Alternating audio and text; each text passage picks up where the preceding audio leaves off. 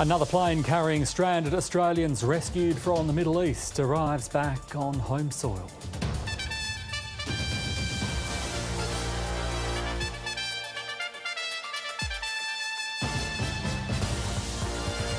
Canadian Prime Minister Mark Carney joins Anthony Albanese in calling for all sides to show restraint in the conflict. Abandoning the public system, parents ignore cost of living pressures to fund private education for their children. And the Matildas cruise to victory over Iran in their Women's Asian Cup clash on the Gold Coast.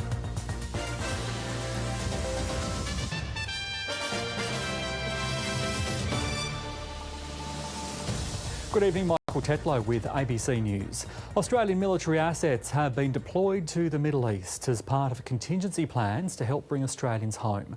War in the region is widening sharply, with 10 countries now under attack from the Iranian regime.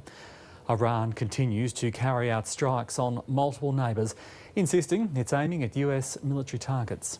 NATO defences shot down a ballistic missile believed to have been launched at Turkish territory. Israel and the US have been pounding Tehran and parts of Lebanon, including Beirut, while an American submarine has sunk an Iranian warship in the Indian Ocean near Sri Lanka. We'll have more on Lebanon and Australian repatriation soon, but Bridget Rollison begins our coverage from Jerusalem. An Iranian warship in the firing line. A torpedo from an American submarine sinking the vessel off the coast of Sri Lanka, killing at least 87 Iranian sailors. This was never meant to be a fair fight, and it is not a fair fight. We are punching them while they're down, which is exactly how it should be. The conflict spreading to the Indian Ocean and into NATO territory after the alliance's air defences destroyed an Iranian ballistic missile headed for Turkey. We are giving warnings in the clearest way possible for similar incidents not to occur again. While in neighbouring Syria, an unexploded missile fell near the city of Kamishli. It terrified children, women and people in the village. 6 days into the conflict, the US claims Iran is firing fewer missiles and that American and Israeli forces will soon have full control of the country's airspace. We're doing very well on the war front, to put it mildly, I would say. Somebody said, on a scale of 10, where would you rate it? I said about a 15.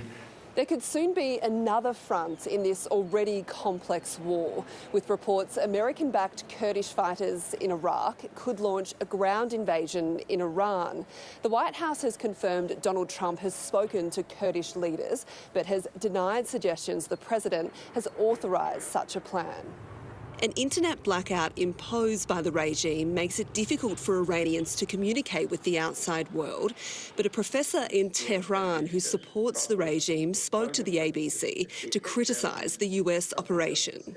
Americans say that this campaign is ahead of schedule and it's taken out many senior figures. Is it time up for the Islamic regime? No, these are pipe dreams. Trump has unified Iranians more than any Iranian politician could ever do. Pointing specifically to the bombing of a girls' school, estimated to have killed more than 160 children. All I can say is that we're investigating that. We, of course, never target civilian targets, but we're taking a look at investigating that. The death toll across the Middle East and beyond continuing to rise as the conflict expands. Bridget Rollison, ABC News, Jerusalem. A second plane has landed in Sydney carrying Australians from Dubai. Emirates flight EK414 landed about 20 minutes ago. It comes after a deal was struck between Gulf states and Iran to open safe airspace over the Middle East and clear the backlog of stranded passengers. Dozens of families and friends eagerly awaited the arrival of their loved ones. Once it's basically take off, you're still worried as well. So we were just watching it, all morning since 7 a.m. So finally, we can it is. It's a big relief, yeah. The federal government is refusing to say whether any Australian Defence Force personnel were on the US submarine which sank an Iranian frigate. Dozens of Australians are embedded on US attack class subs as part of their training to operate the future AUKUS submarine fleet. The Foreign Minister has confirmed Australia did not participate in the US and Israeli airstrikes on Iran, but she's refused to say whether any Australians were on the US submarine which torpedoed the Iranian warship. Were any Australian personnel on this US submarine when it sank the Iranian frigate and left the survivors to drown? For operational and security reasons, we do not disclose specific information regarding Australian personnel.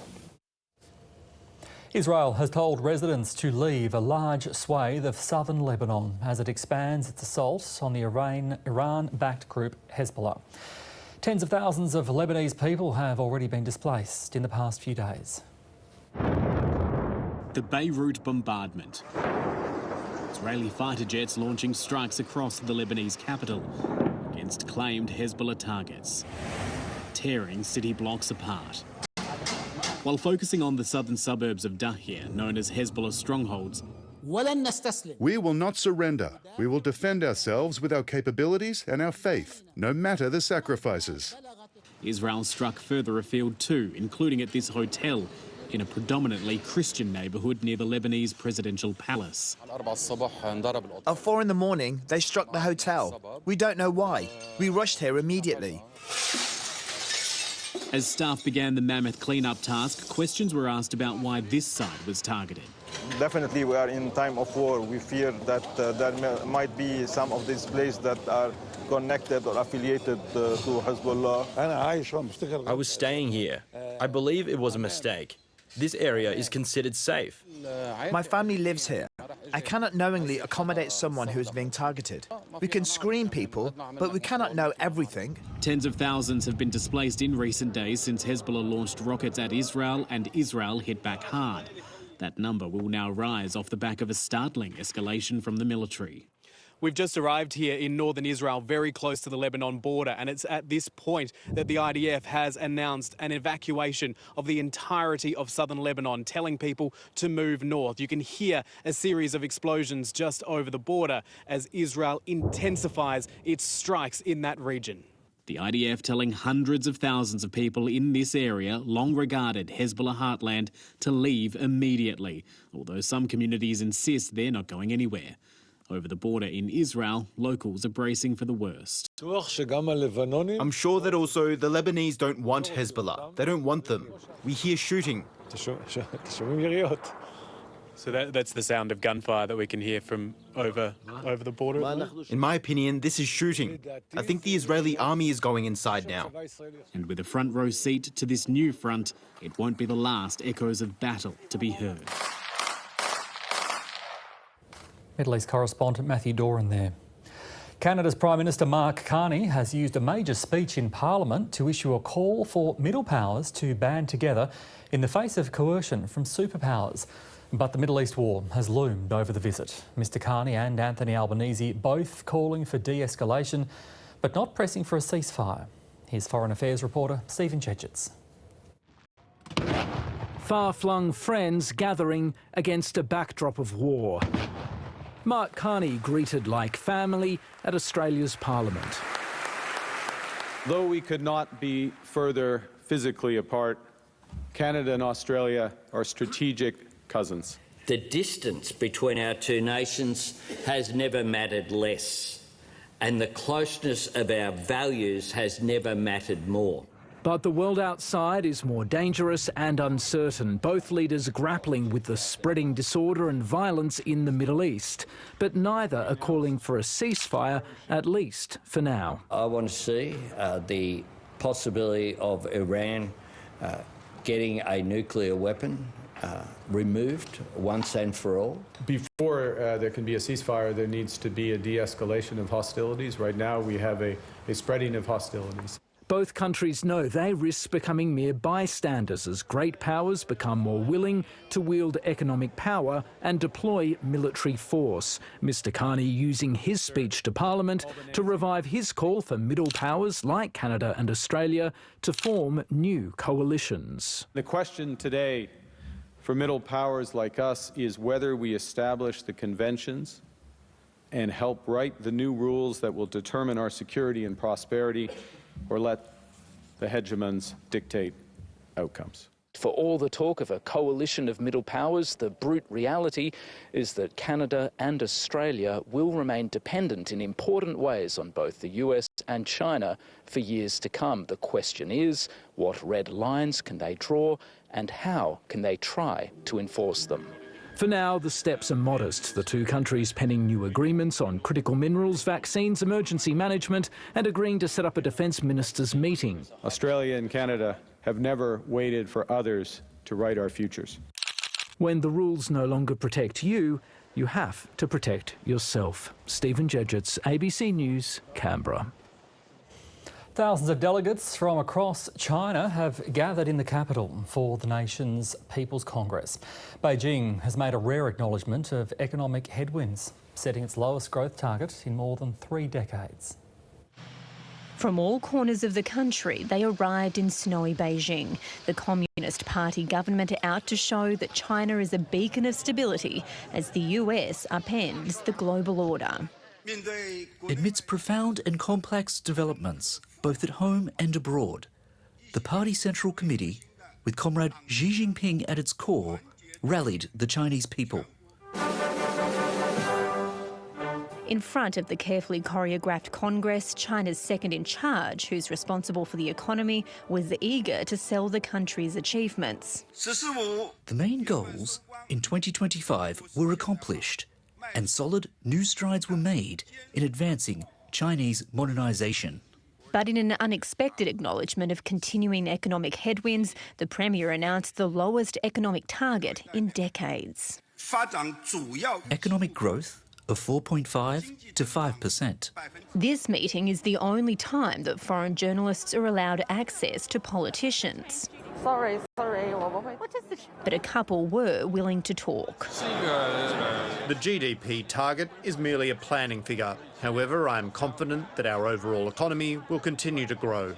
There'll be extra attention on the outcomes of this year's Congress, in particular from Western leaders who've recently set to rebuild relations with Beijing in the face of what they say is global instability caused by the United States and its President, Donald Trump. Alison Horn, ABC News, Beijing.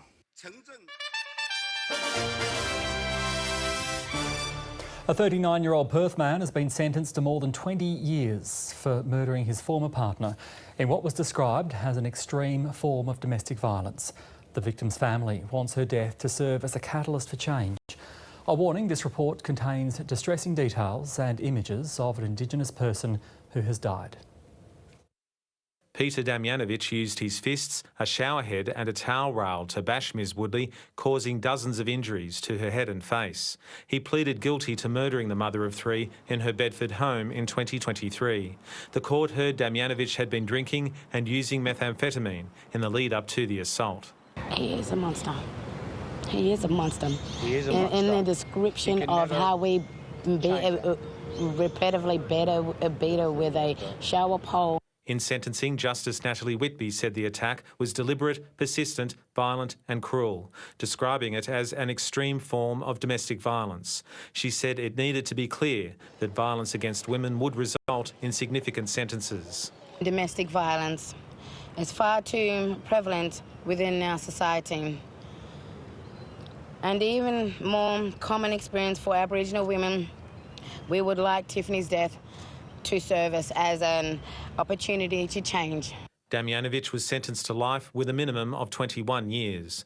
The family welcomed the penalty. We love and miss her every day, but she will never be forgotten. Damjanovic's lawyer asked Justice Whitby to recuse herself because there could be a perception of bias. She's married to the Police Minister, Reece Whitby, who supported an awareness campaign in relation to domestic violence. But she rejected the application, saying domestic violence is an issue of broad concern and there was no evidence. Reece Whitby spoke out specifically about this case. Peter Damjanovic's sentence was backdated to 2023. He'll be eligible for release in the 2040s. David Webber, ABC News. And if you or someone you know needs help, you can contact 1800-RESPECT by phone or their website. Former Jetstar pilot Greg Lynn will remain behind bars as he awaits a retrial for the murder of Carol Clay after a Supreme Court judge refused his application for bail. Justice David Beach said the defence failed to show exceptional circumstances that justified the 59-year-old's release into the community. Greg Lynn arrives at the Supreme Court as he makes a bid for freedom. His wife and his son arriving to once again show their support for the former Jetstar pilot, along with his lawyers who had argued Mr Lynn should be released on bail, while he awaited a retrial for the alleged murder of Carol Clay. Lawyers previously telling the court exceptional circumstances, including sensational media coverage, had totally obliterated the possibility of a fair trial.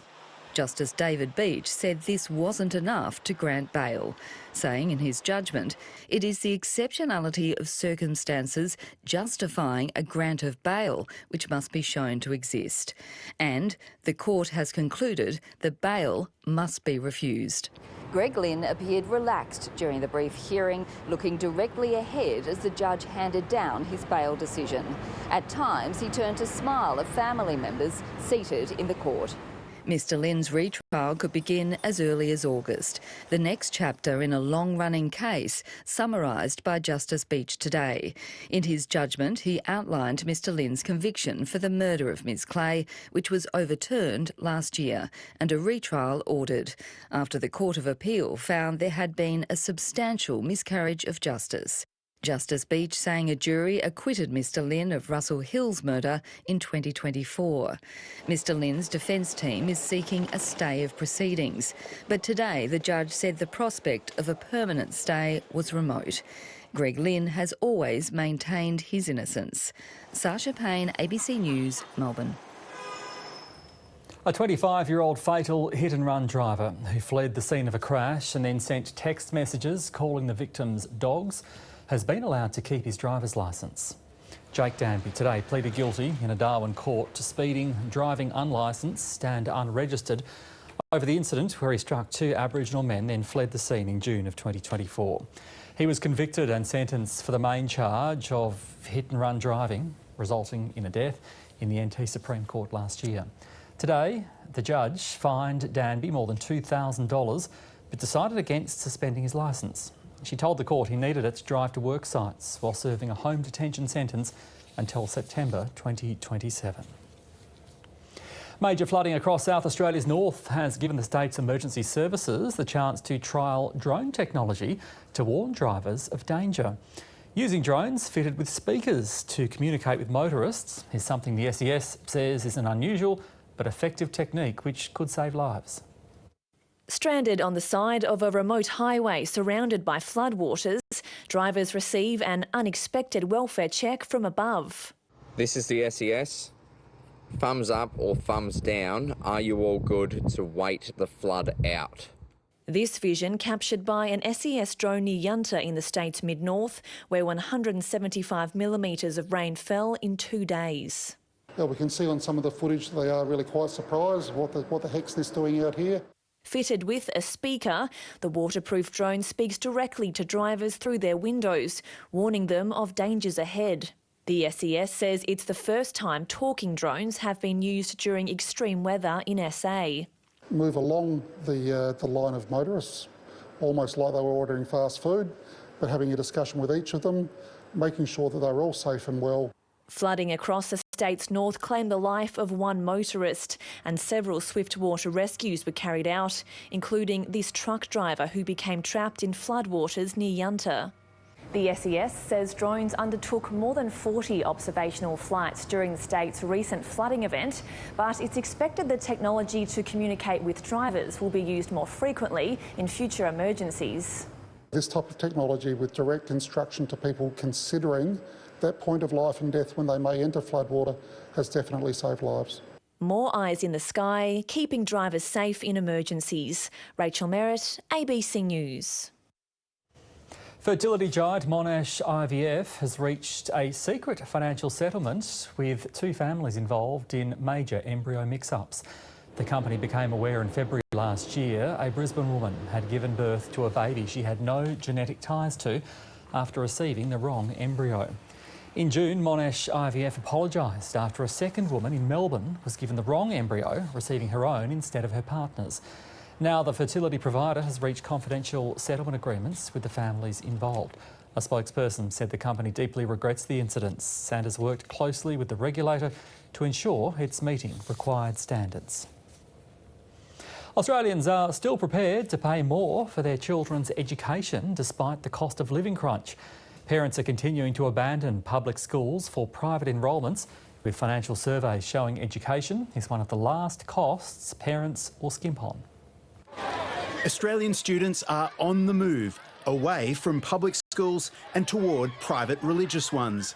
Australian Christian College on Sydney's northwest fringe has tripled in size. 4 or 5 years ago, we were a school of 450, 500.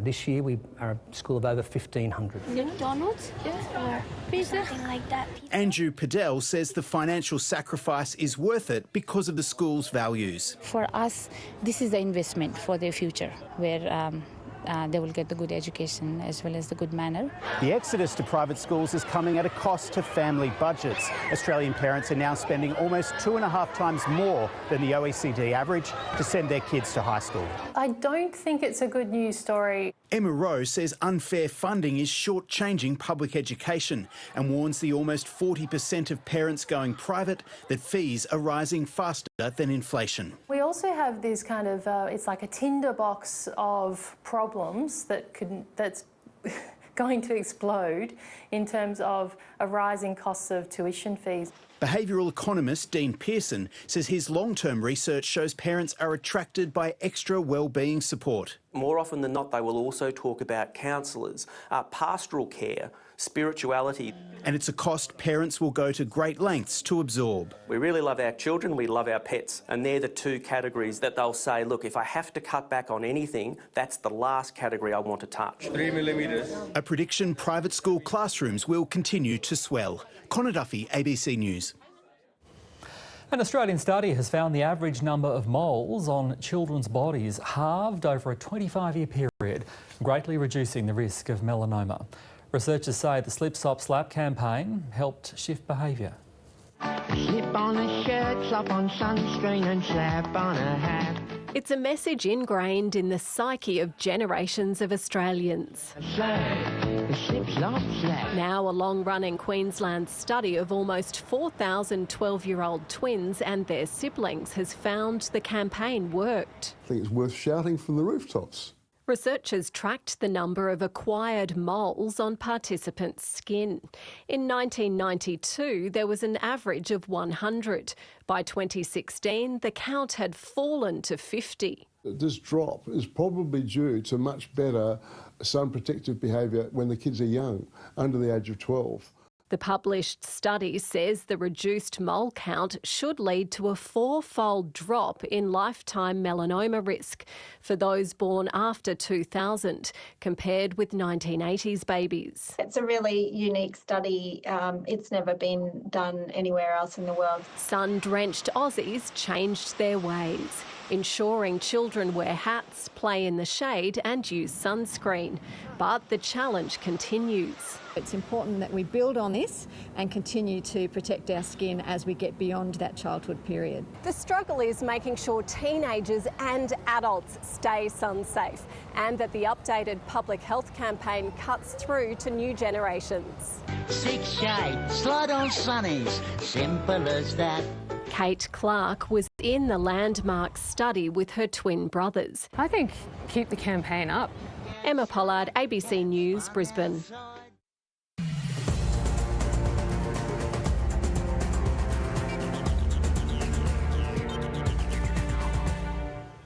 The Matildas have booked their spot in the knockout stages of the Women's Asian Cup with a comfortable 4-0 win over Iran on the Gold Coast. Alana Kennedy led the way in wet conditions with 2 goals as several stars got important minutes under their belts. After a frustrating 1-0 win over the Philippines, Joe Montemuro made changes for the clash with Iran, notably naming Mary Fowler to start, though it was a veteran who had the best chance of the early stages. Veneg want to take through traffic and that's a top save. Amy Sayer only had limited minutes in the Matildas' opening game, but she was handed a start which she didn't waste. And it is a very special finish for Amy Sayer. Caitlin Ford thought she had doubled the advantage before the 20-minute mark with a blistering finish, only to be ruled offside. The winger was involved in the Matildas' second, though, her tantalising cross finding Fowler, who managed to bundle it home. It's not the cleanest goal she'll ever score, but she won't mind too much. Australia needed a commanding win to keep the pressure on South Korea for top spot in Group A. Now Kennedy. Oh, well, it's really lovely from Alana Kennedy on the spot. And they took a 3-goal lead into the break. It took time for the Matildas to hit their stride after half-time before Emily Van Egmond delivered a perfect cross for Kennedy's second. Numerous stoppages for Iranian injuries stifled any momentum Australia was building in pursuit of goals, as they had to settle for a 4-goal win, meaning they must beat South Korea to top their group. Tom Wildy, ABC News. A third-term blitz has propelled Sydney to a 132-69 win over Carlton at the SCG in Charlie Curnow's first game for the Swans. The Blues started well, leading by as much as 22 points early in the third term, but Sydney clicked into gear from there, booting 18 second-half goals on the way to a crushing win. The Swans host reigning premiers Brisbane next week, while Carlton play Richmond.